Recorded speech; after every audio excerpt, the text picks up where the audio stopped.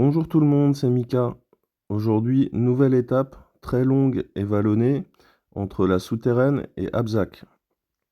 Je me suis permis cette distance pour deux raisons. La première, c'est que le dénivelé était globalement descendant, et la deuxième, c'est que je venais de faire une journée de pause. D'ailleurs, parlant de ça rigole plus. On met du foie gras, du magret, des gésiers, des marrons et des potatoes dans la même assiette. Ça s'appelle une salade périgourdine et c'est presque assimilé à du dopage dans le milieu. Tout de suite à l'échauffement, à la sortie de la souterraine, il y avait la pire montée du parcours. C'était parfait pour se mettre en jambes et se décrasser un peu.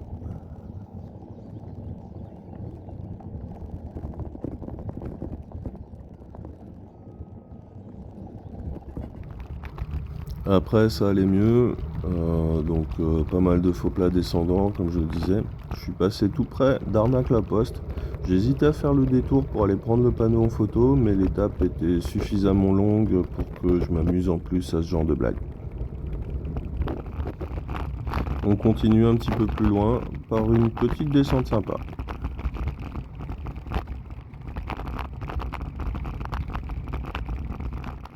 Et maintenant, une petite photo du château de Magnac-Laval que j'ai aperçu au loin durant mon parcours.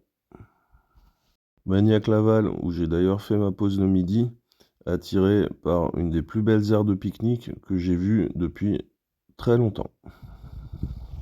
À la sortie de la ville, j'ai ensuite pu profiter d'une voie verte qui était certes en gravel mais qui était très praticable et dont les paysages me faisaient penser un petit peu à la voie verte entre Chalon-sur-Saône et Cluny.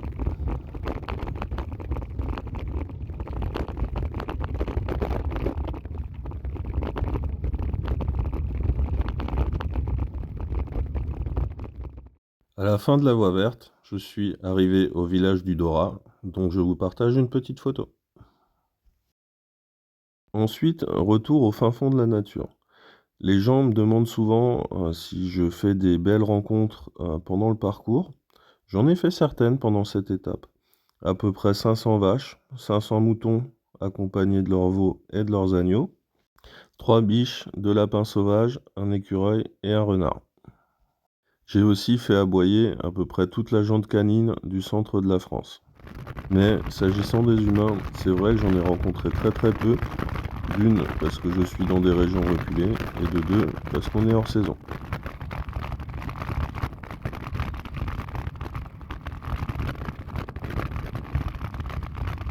J'ai repris la caméra un petit peu avant l'arrivée pour vous partager une nouvelle vidéo de route et de descente.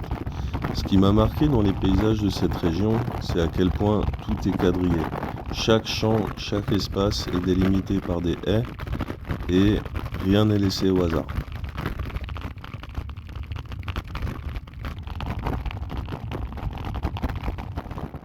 Après tout ça, je suis arrivé à Abzac, ou plus exactement à Charda, pour me reposer dans une très belle chambre d'hôte. Voilà, c'est tout pour aujourd'hui. Merci d'avoir regardé cette vidéo et à bientôt pour de nouvelles aventures.